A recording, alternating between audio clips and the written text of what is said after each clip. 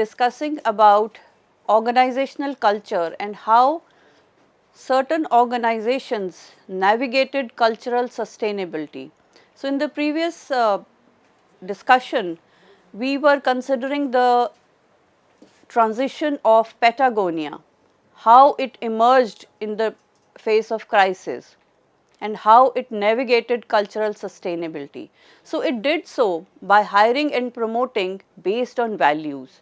So, Patagonia normally filters candidates for environmental commitment and not just skills. And we discussed this in the previous lecture also, that you do not have to hire always for the skills. You have to see whether the person is culturally committed to your organization's culture or not.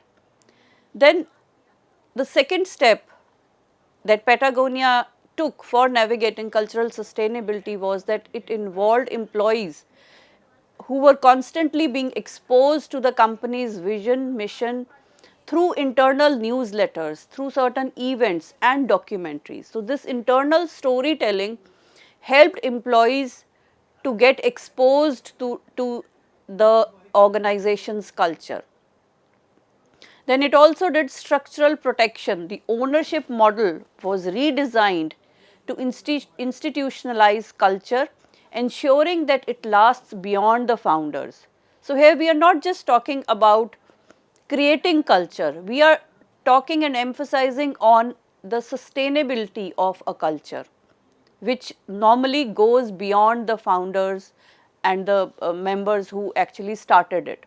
So, what was the impact and outcome of all these strategies of cultural sustainabilities? So, it was observed that Patagonia customers often evangelized the brand. So, there was the brand loyalty, it surged. Certainly, there was high employee engagement, and it was considered to be one of the most desirable places to work. And culture became a moat. So, no other outdoor brand can replicate its credibility, because I have already emphasized on the fact that it is the culture that can be your brand ambassador. It can be a culture which can give your organization a competitive advantage, which no other organization can even touch. So, if you build a culture, nobody can replicate that credibility. Then another impact was global recognition. So, Patagonia was called the conscience of the corporate world. So, friends, let's begin with the next topic, primarily talking about the benefits of culture. So, ever since we started the discussion on organizational culture, we have understood its importance. But what are the benefits that organizations get from their culture? So, as we all know that organizational culture acts as the guiding force behind how people think, behave and interact within a company. And you can get to know by the people who are being hired, people who are being fired and people who are being promoted. That is what exhibits the organization's culture. So, a strong and a positive culture can lead to numerous tangible and intangible advantages. So, let us learn all these advantages. Number one is the effective control. A strong organizational culture serves as an informal system of control that guides employee behavior without the need for micromanagement. So, micromanagement means your superior or your boss is managing all the small tasks that you have to perform. He is closely supervising you. But when the organizational culture is a strong one, it serves as an informal system of control where the behavior of employees need not be micromanaged. And how it works? So, when you have a strong culture, it clearly defines the cultural values and they act as behavioral norms, which certainly helps employees know what's expected in ambiguous situations or situations like any crisis or when the future is uncertain, like during the COVID times. So even when situations were unclear, situations were ambiguous, the organizations that had strong culture, people knew how we have to behave, how we have to carry ourselves in this situation. Then it reduces dependency on rigid rules and procedures by fostering internal self-regulation. So if employees know what is expected out of them, they would not be dependent on the rules or things that are documented. Means they would be having self-regulation, they know what to do, when to do and how to do. So for example, we took the example of Southwest Airlines in the previous couple of lectures. So in Southwest Airlines, the culture emphasizes humor, teamwork and customer delight. And even in fast-paced environments, employees instinctively make decisions that align with the brand without needing constant supervision. Then the next benefit of a good culture is promotion of innovation. So an open, psychologically safe culture encourages employees to experiment, share ideas and take calculated risks which are essential for innovation. So psychologically safe means that people are not afraid of sharing their views or sharing their opinions and ideas in front of the senior management. So they are fearless, they can openly discuss without being judged or without being reprimanded for bringing something new.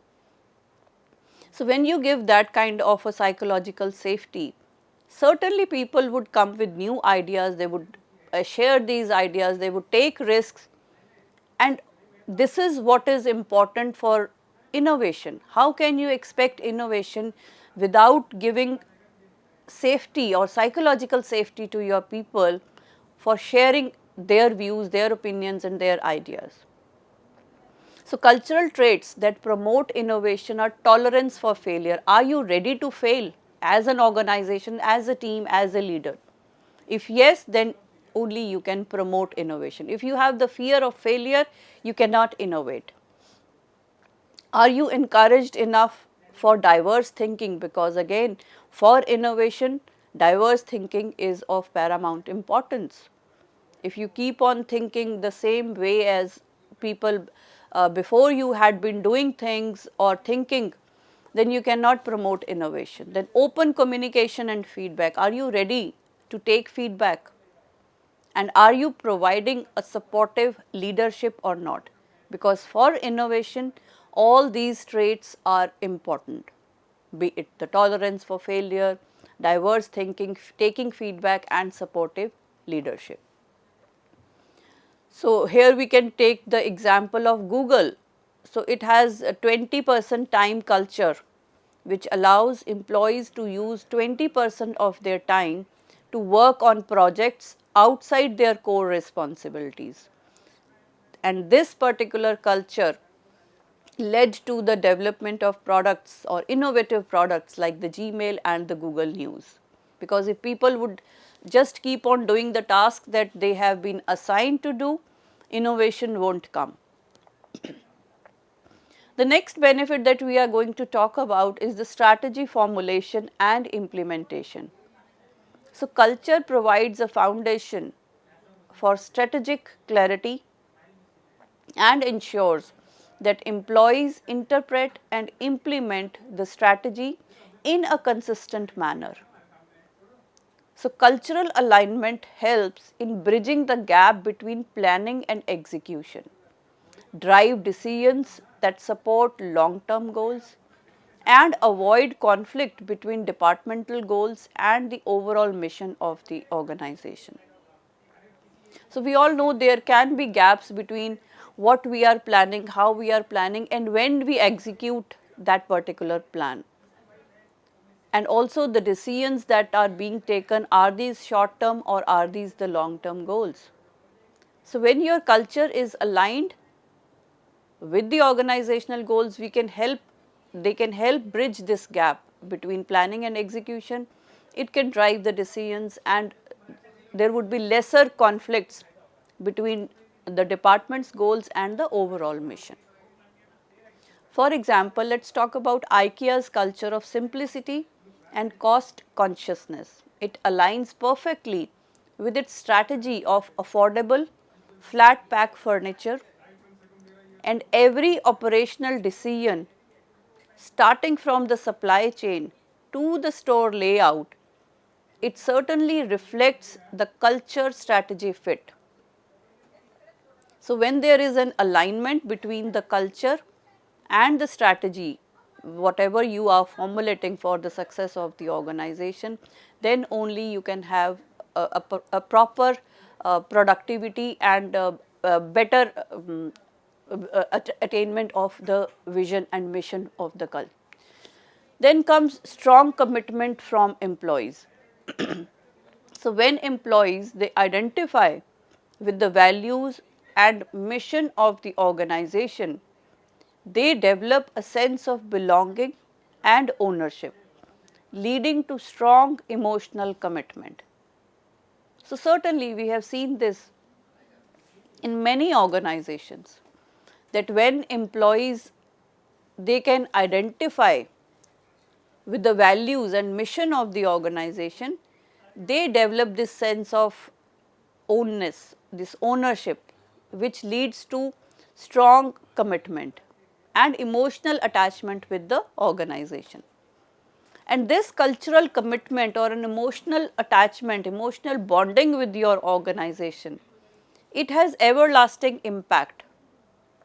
It could be in the form of reduced turnover, higher discretionary effort leading to engagement, means the employees are putting in their own discretionary efforts, means they are doing things which are not asked, which are not in their job description, yet they want to take an initiative and go an extra mile for the organization.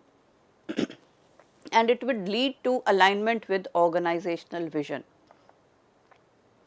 So, let us understand more with the help of an example of Tata Group. So, Tata Group employees, they often express pride in working for a company that is known for ethical values and social responsibility. And this emotional commitment extends beyond job roles and helps sustain long-term loyalty. And we have seen this, that the people working in Tata Group are highly retained and they have an emotional bonding with the organization because of its culture, because of its ethical values and the kind of philanthropy and social responsibility activities that they are engaged in. Then another benefit is that of performance and job satisfaction. So, a well cultivated culture would create a positive work environment that boasts the individual as well as the team performance, and it also improves job satisfaction and the overall well-being of people. So, it is not only the physical well-being, but the mental well-being also. So, how culture impacts performance? Well, when you have clear expectations, when you know what is expected out of you, when you know how you have to perform, when you know how you have to behave, what are the norms, what are the values that we stand for, then this reduces the confusion and stress.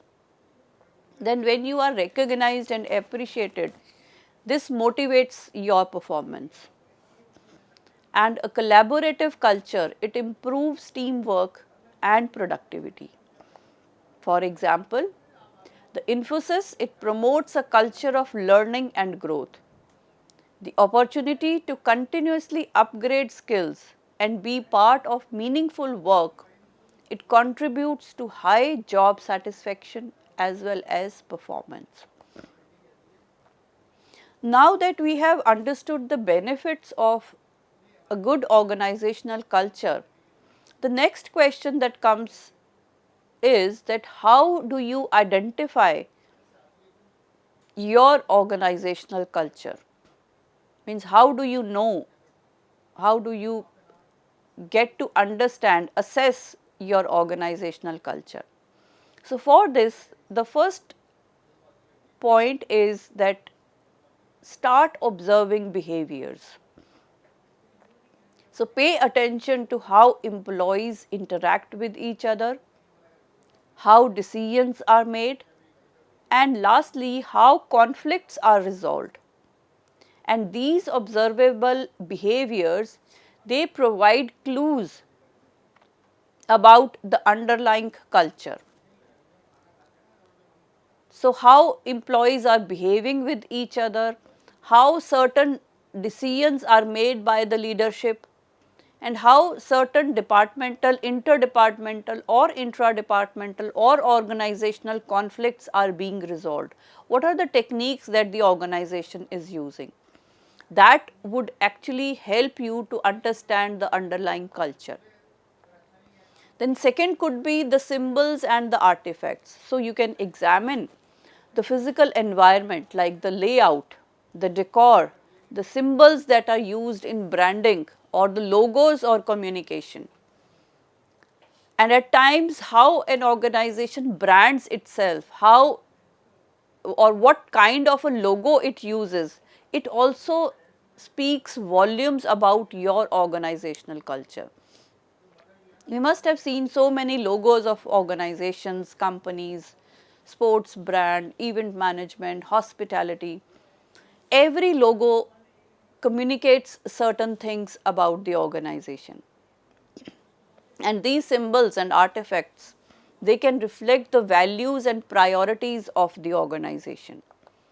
So, for example, Nike has this swoosh logo, and it is a very simple logo, yet the cultural meaning behind it is speed, motion, victory, for which it stands for. And what does it reflect? Nike's culture is built on performance, winning, empowerment, and encouraging athletes and everyone whosoever wears a Nike shoes to just do it. So, this simple tagline and a simple logo conveys so much about what Nike stands for and what culture it is promoting. Similarly, what other thing helps you to identify your culture is listen to the stories and the language. So, you can pay attention to the stories employees tell about their experiences within the organization. Listen to the language they use, including commonly used phrases or expressions.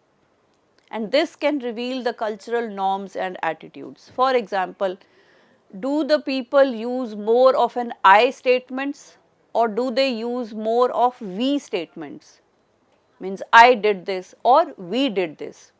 I achieved this goal or we achieved this goal. So, these simple statements, simple language, simple phrases, they also convey a lot about the culture. I means this is an individualistic culture.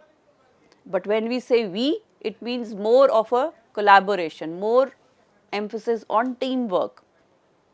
So, when people are using more of the we language, that means the organization promotes teamwork. That is the culture of the organization. Then you can also assess organizational structure and processes. So, you can evaluate the formal structure of the organization, including the reporting lines, the decision making processes and performance evaluation systems. So, how do you reach to a particular decision? How many people are involved when you are taking a particular decision? Are the employees being involved in the decision making process? What are the reporting lines? Are they linear reporting lines or is there a matrix kind of a system? And how do you evaluate the performances of your people? Is it open and a transparent system or is it biased? So, this can shed a lot of light on the organization's priorities as well as the values. Then what else we can do? We can review mission, vision and value statements. These are very crucial statements for the organization, for the people to understand the organization. And even the stakeholders also get to know about the organization's culture through these vision, mission and value statements. And whenever you open the website of any organization, be it a college or any hospital, any school, you would see that every website exhibits its vision, mission and value statements very clearly. So, it is for the external stakeholders to understand the organization's culture. So, you can clearly examine the official statements that articulate the organization's mission, vision and values. And then you can compare these with the actual behaviors and practices within the organization to identify any discrepancies. So, means what the statements are telling is that followed within the organization, and it is easy to identify the behaviors. Are they aligned with the vision, mission and value statements or not? And if you feel that there is a discrepancy, then you can start taking some steps in order to fill those gaps. Then you can also conduct surveys and interviews. You can gather feedback from employees through surveys, interviews, to understand their perceptions of the organizational culture. You can ask questions about what they believe is valued within the organization and how they experience the culture in their day-to-day work. Now that we have understood as to what are the benefits of an organizational culture and how we can identify an organization's culture through various steps. Next, let us talk about the challenges to a good organizational culture. So, it is not easy to sustain a culture, it is not easy to build a good organizational culture. There would be certain challenges that the organization would face. So, let us talk about these. So, there could be lack of clear vision and core values. So, as I said that the stakeholders come to know about the culture through vision and value statement. But what if there is no clear vision, there are no core values? So, a strong culture, as we have already learnt about the fact that a strong culture always starts with a shared vision and clearly defined values. So, when these are missing or when these are unclear or not reinforced, what would happen is that employees may not understand the organization's larger purpose. So, if there is ambiguity or total absence of having a clear culture, people won't understand or the employees won't understand the organization's bigger picture or the larger purpose. And then decision making would become inconsistent and the alignment across all teams, all departments, that would certainly suffer. So, a company, for example, that does not define whether it values innovation or efficiency may struggle when employees take initiative only to be penalized for not following strict procedures.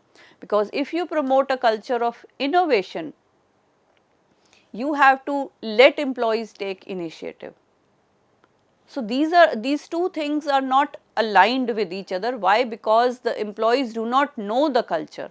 They try to bring something new, they try to take new initiatives, but what is happening is that they are being penalized for not following the strict procedures.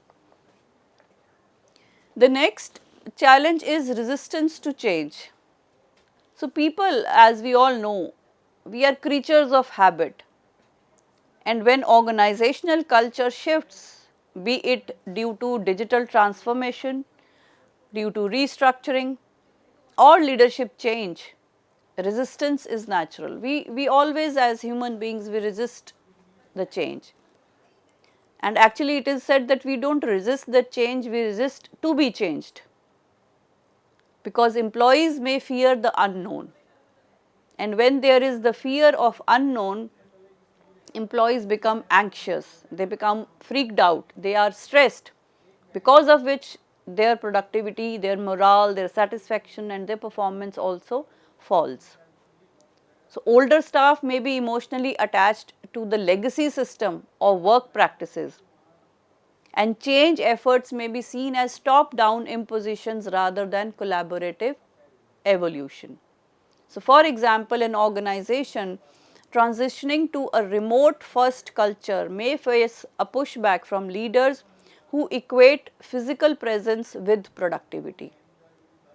So, again a very relevant example with the context of how we resist to change. So, if people would resist to change, it would be difficult to have an organizational culture.